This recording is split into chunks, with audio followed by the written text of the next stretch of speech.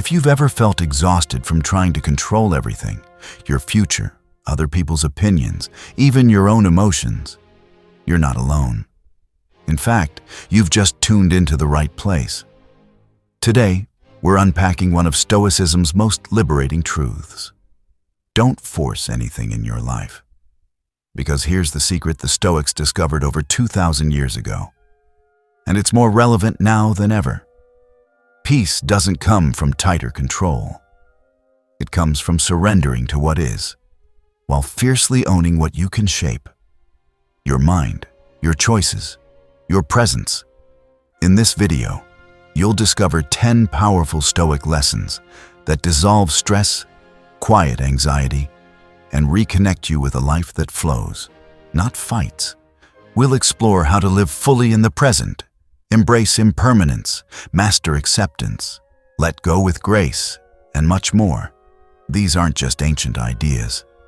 They're daily practices used by Marcus Aurelius, Seneca, and Epictetus to navigate chaos, loss, and uncertainty with unshakable calm. If this sounds like what you need right now, whether you're overwhelmed, overthinking, or just tired of pushing against life's current, stick around. Every minute of this video is crafted to help you breathe easier and move forward with clarity. And hey, if you feel a shift while watching, don't keep it to yourself. Smash that like button. It tells YouTube this matters. And if you haven't yet, subscribe and tap the bell. We dive deep into timeless wisdom every week, and you won't want to miss what's coming next. All right, let's begin. Lesson 1. Live fully in the present. We live in a world obsessed with next. Next goal, next milestone, next version of ourselves.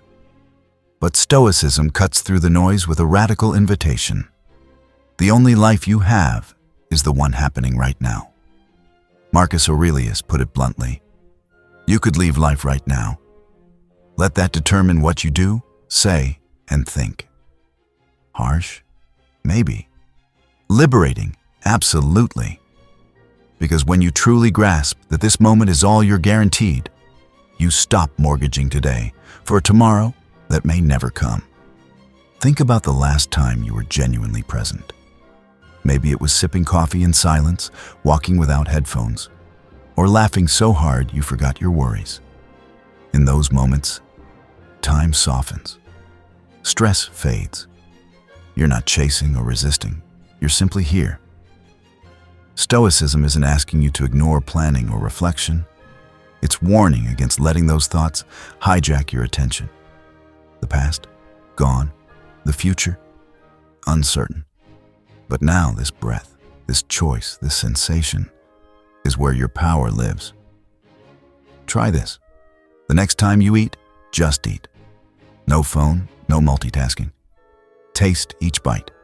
Feel the textures. Notice how your body responds. This isn't just mindfulness. It's rebellion against a culture that rewards distraction. And yes, your mind will wander. That's normal. Epictetus suggested a simple checkpoint. What am I doing right now, and how does it serve my well-being? Ask it often.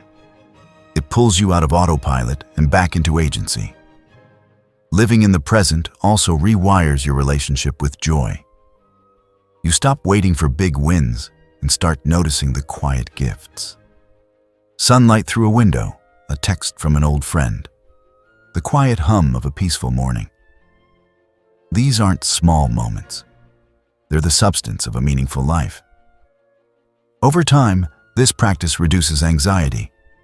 Why? Because 90% of our suffering lives in imagined futures or unchangeable pasts.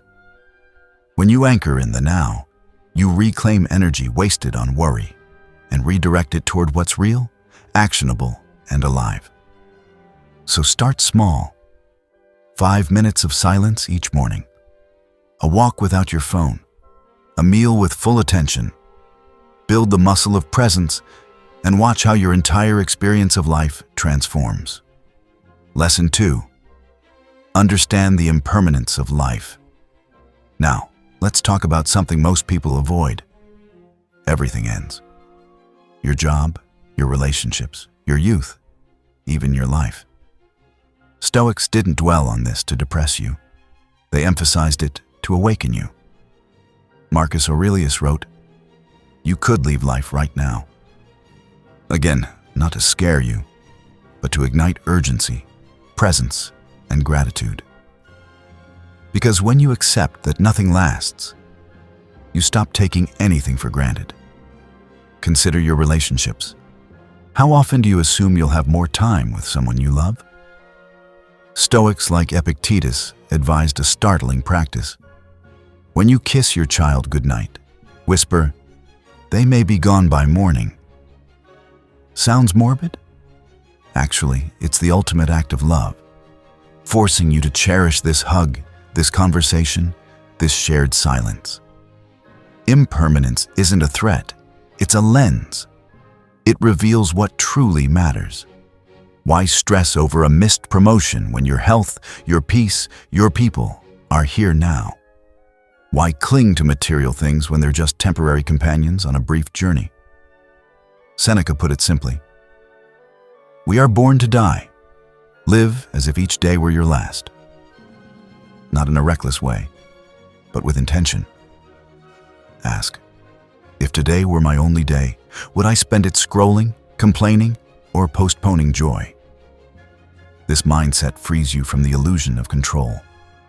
You stop resisting change because change is the only constant. Careers shift, bodies age, friendships evolve. And that's not tragedy, it's life in motion.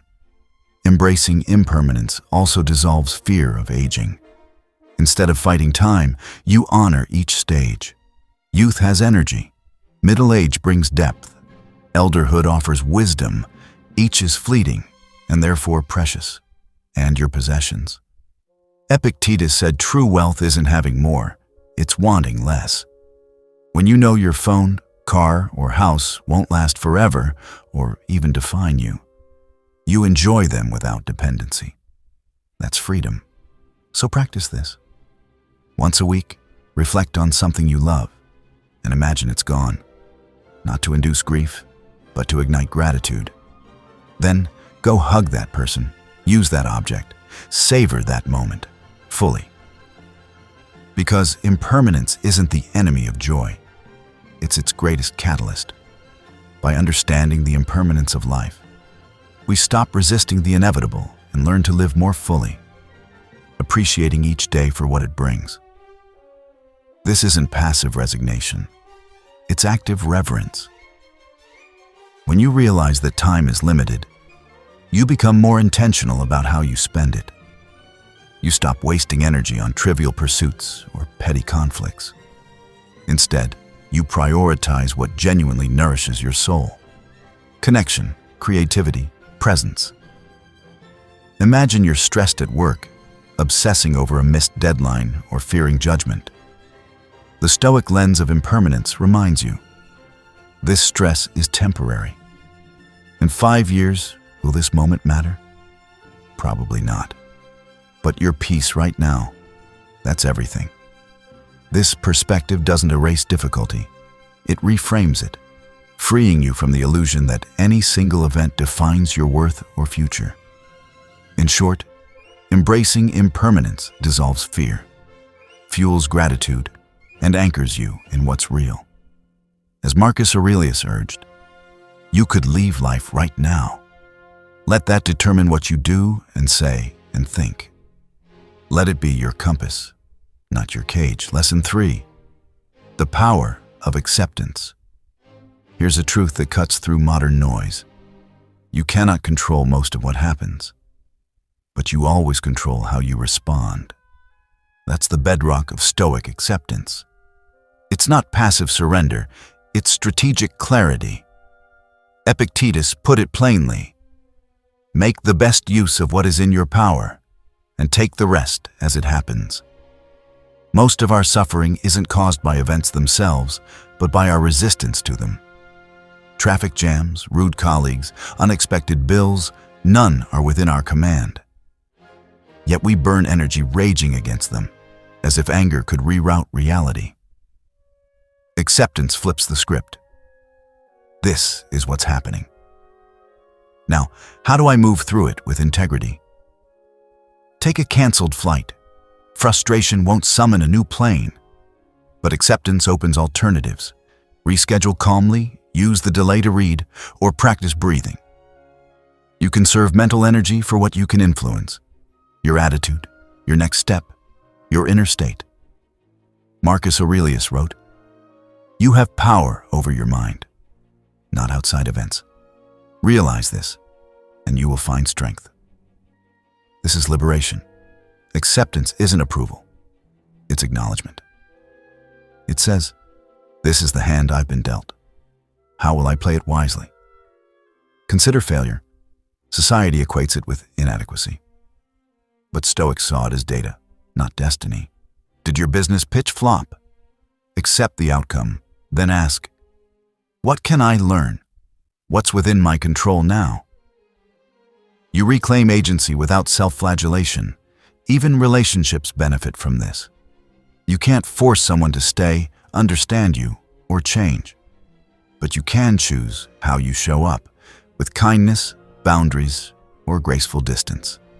Seneca noted, "A gem cannot be polished without friction, nor a man perfected without trials." Acceptance turns friction into fuel. And the past? It's unchangeable. Yet many imprison themselves in regret. Stoicism offers release. The past is gone. What can you build with the present? Acceptance frees you from ghosts and grounds you in possibility. So practice this daily. When stress rises, ask, is this within my control? If yes, act. If no, accept, adapt, and redirect your focus. In that shift lies peace, resilience, and true power. Lesson 4. Learn to let go. Letting go isn't weakness. It's wisdom in motion. The Stoics knew that clinging causes suffering. Whether it's anger at an old slight, dreams that didn't unfold, or the need for others' approval, attachment to what's beyond your grasp drains your spirit. Epictetus warned, "It is not events that disturb people, but their judgments concerning them." Your pain isn't the loss itself. It's your insistence that it shouldn't have happened. Letting go means releasing that resistance, not forgetting, but refusing to let the past hijack your present. Think of a grudge. Holding on to it is like drinking poison and expecting the other person to suffer. Letting go? That's spitting out the poison. Marcus Aurelius advised waking each morning grateful simply to be alive, to breathe, think, love. That mindset leaves no room for old resentments. This applies to expectations too. We imagine life should follow a script. Promotions, perfect relationships, unwavering health. When reality diverges, we feel betrayed. But Stoicism invites flexibility. Love what happens. Not blind optimism, but trust in your capacity to navigate whatever arises. Seneca wrote, "Every new beginning comes from some other beginning's end." To step into what's ahead, you must release what's behind. That includes identities, being the successful one, the reliable friend, or the failure. These labels are temporary. Let them go, and you uncover a freer, truer self.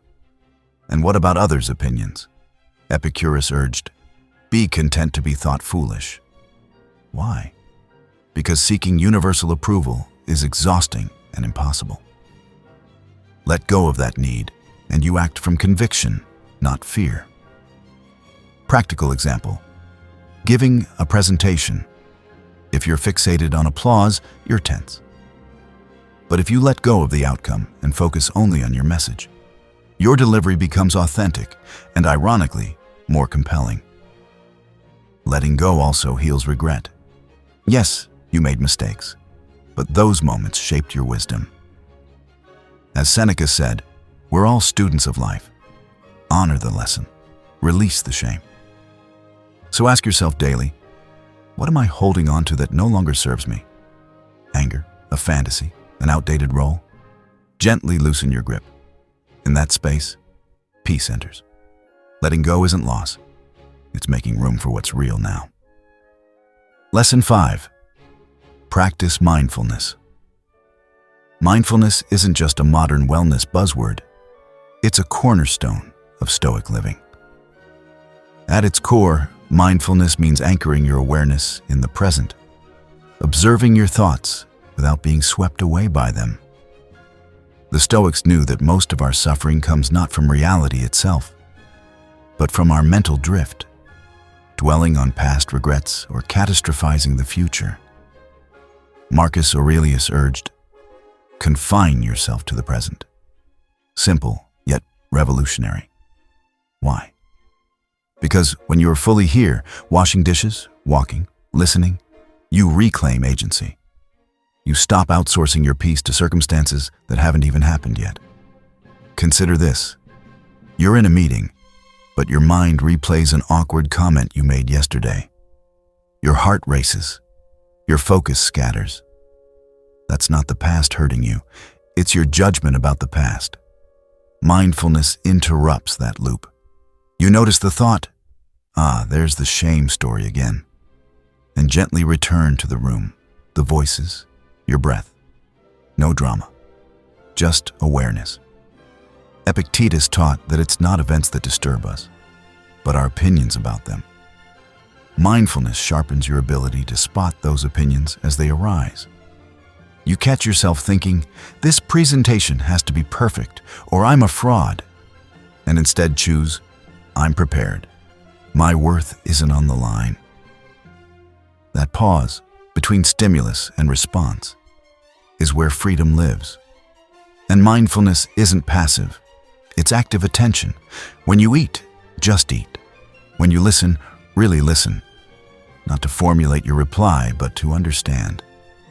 This depth transforms ordinary moments into acts of presence. And presence is the antidote to anxiety. Seneca observed, we suffer more in imagination than in reality. How often do you agonize over a conversation that hasn't occurred? Mindfulness pulls you out of the theater of your mind and back into the simplicity of now. In doing so, it reduces stress, enhances clarity, and reconnects you with what's real. Practically, start small. Set a daily mindful minute. Eyes closed, breath steady, noticing sensations without labeling them. When your mind wanders, it will return without judgment. Over time, this trains your brain to default to presence, not panic. Mindfulness also deepens gratitude. When you're present, you notice the steam rising from your coffee, the way sunlight catches dust in the air, the comfort of a quiet room. These aren't extras. They're the texture of a well-lived life. The Stoics revered them not as luxuries, but as anchors of peace. So ask yourself throughout the day, am I here or am I lost in a story? Gently return again and again.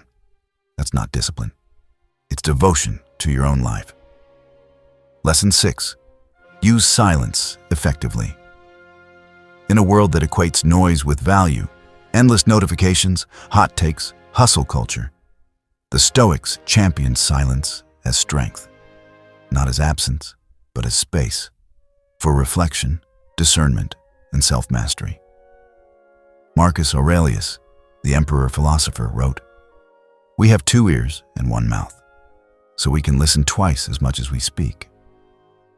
This isn't just etiquette, it's strategy. Silence lets you observe, learn, and respond with wisdom, not reaction. Think about your last disagreement. Did you speak to clarify or to win? Stoicism urges restraint.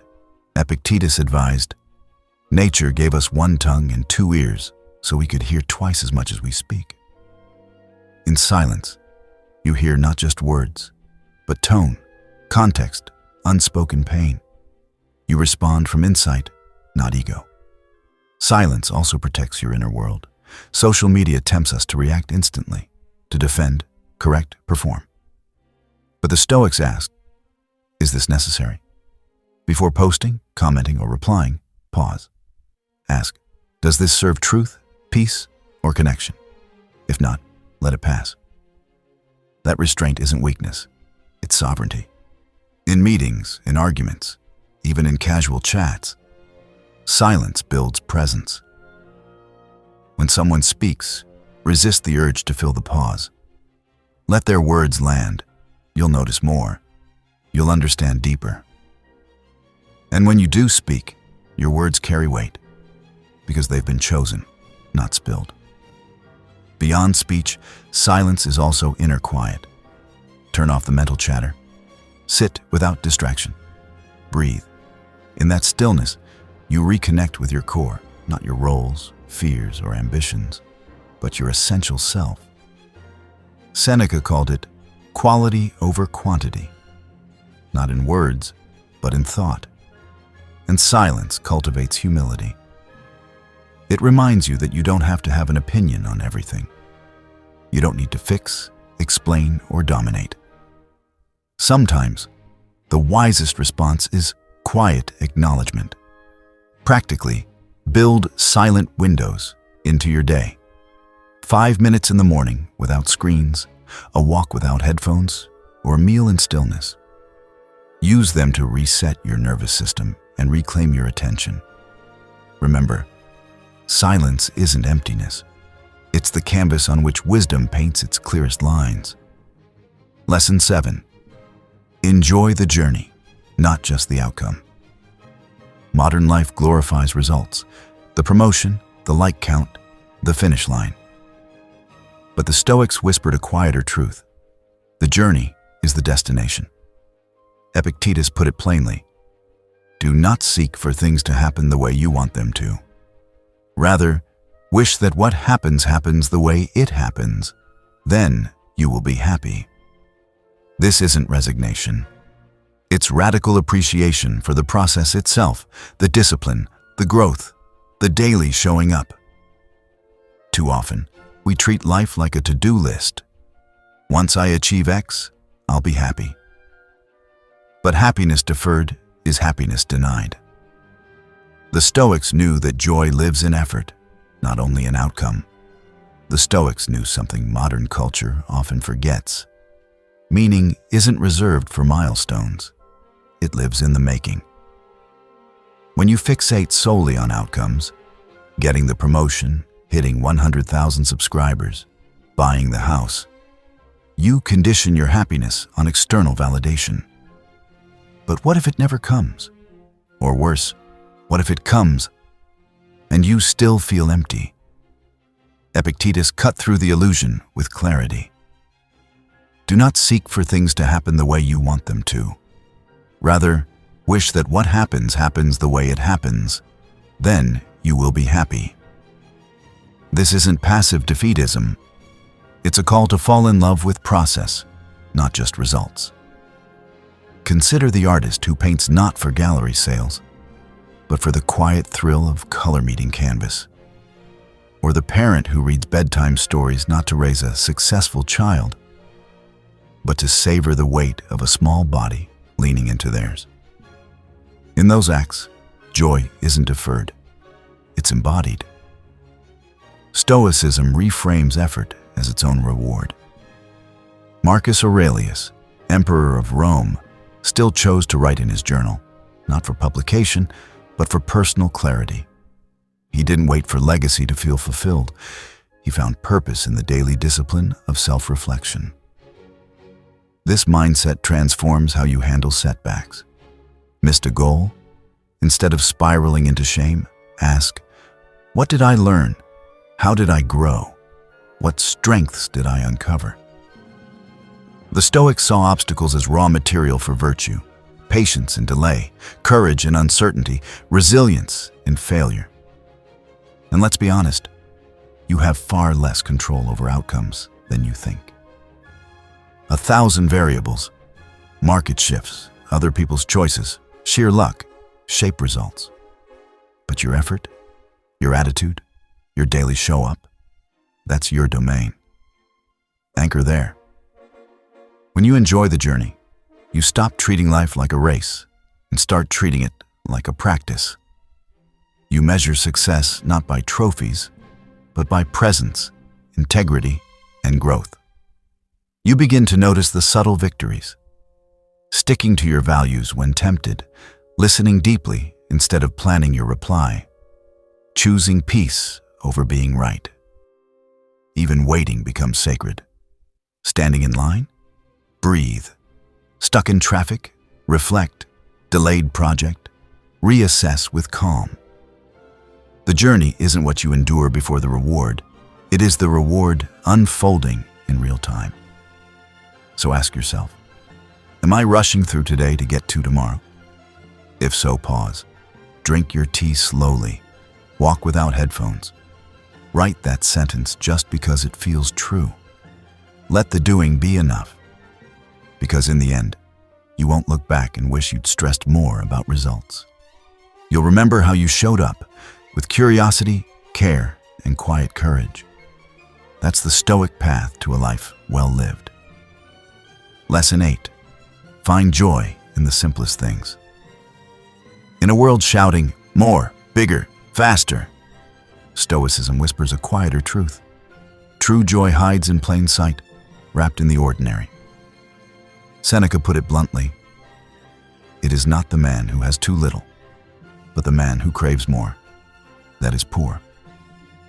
Poverty, then, isn't about lack, it's about insatiability. The Stoics rejected the idea that happiness depends on wealth, status, or grand achievements. Instead, they found richness in what's already here. Morning light, clean water, a warm meal, a friend's laugh. These aren't extras. They're the foundation of a contented life. Think about your last quiet morning. Maybe you sipped coffee while the world woke up around you. No agenda, no performance, just presence. In that moment, weren't you enough? Wasn't the world enough?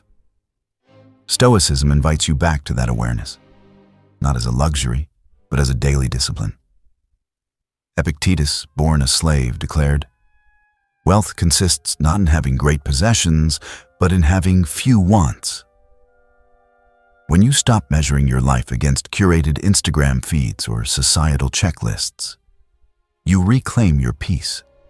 You stop chasing fulfillment and start noticing it. Practically, this means cultivating radical gratitude, not just listing blessings, but feeling them in your bones.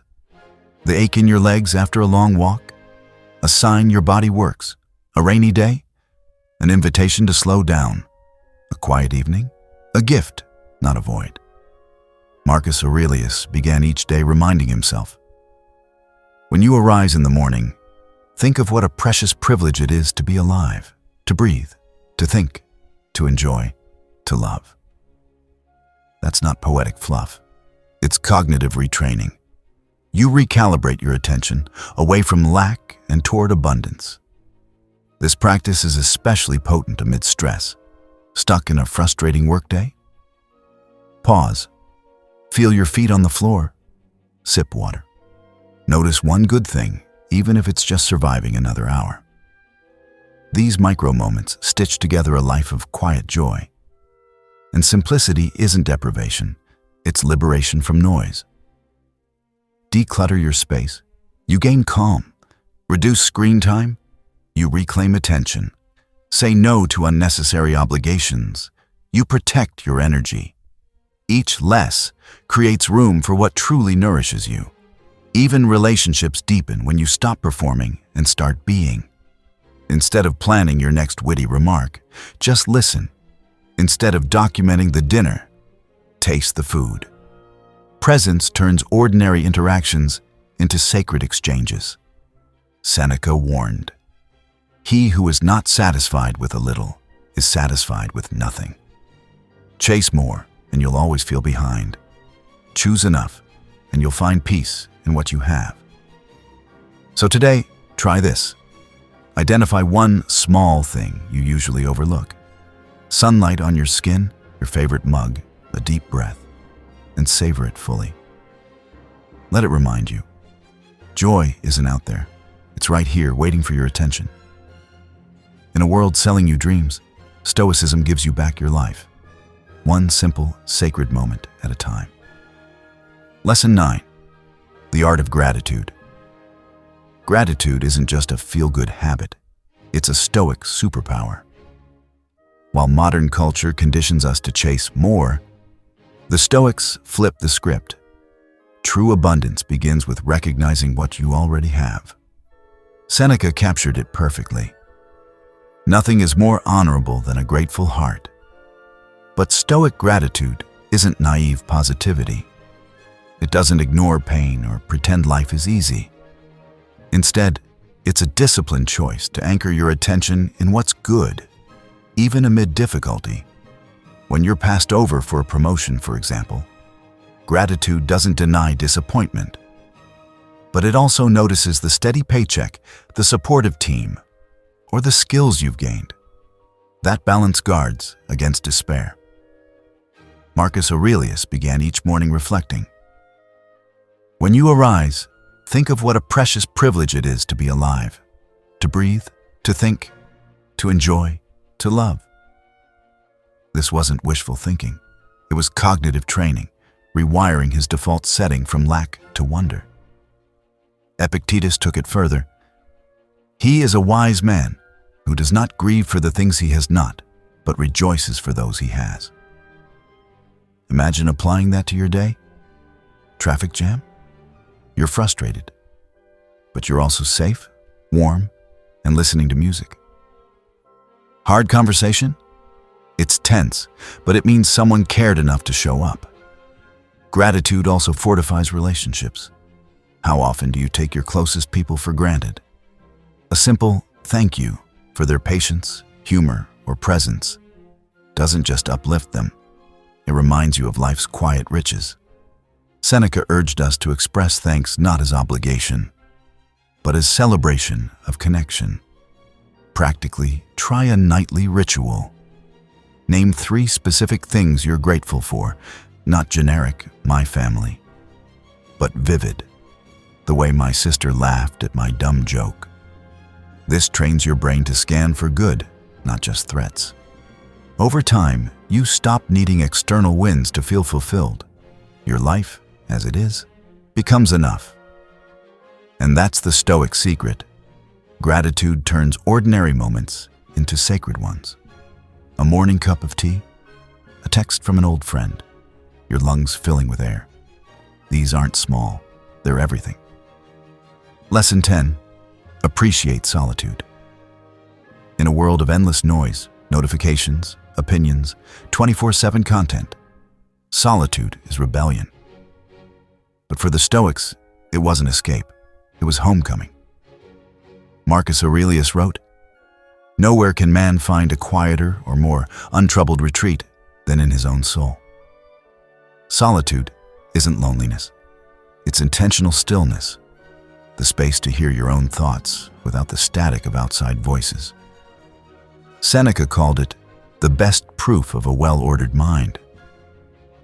A man's ability to stop just where he is and pass some time in his own company. Most avoid solitude because it's uncomfortable. Without distractions, we face what we've been numbing: regrets, fears, unresolved questions. But the Stoics saw this as where growth lives. In quiet, you ask, am I living by my values or by others' expectations? Take a career crossroads. Friends offer advice, social media flaunts dream jobs, but only solitude reveals your truth. Do I crave stability, adventure, autonomy? Without that inner check-in, you chase mirages. With it, you choose with clarity. Solitude also calms emotional storms. After an argument, the impulse is to text, rant, or seek validation. But Marcus Aurelius advised retreating inward first. People seek retreats in the country, by the sea. But the truest retreat is within your own soul. That pause prevents reactive words you'll regret and cultivates responses aligned with your character. And yes, solitude nurtures gratitude. In silence, you notice the subtle gifts. birdsong outside your window, the relief of a deep breath, the quiet pride of showing up today. Seneca said, "A wise man is content with his lot, whatever it may be, without wishing for what he is not." That contentment blooms in stillness. Start small. 5 minutes each morning without screens. Walk without headphones. Sit with your coffee and just be. Let thoughts come and go like clouds. No need to chase or fight them. In solitude, you reclaim your attention. And in that space, you remember who you are. Beneath the roles, the noise, the performance. That's not isolation.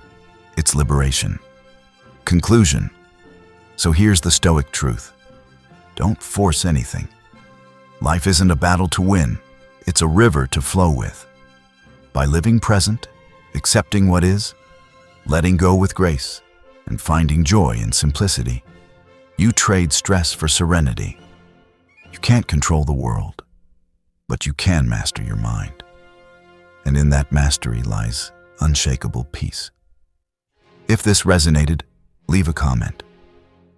Which lesson spoke to you? Like this video, share it with someone who needs it, and subscribe for more wisdom that cuts through the noise. Until next time, stay grounded, stay present, and trust the flow.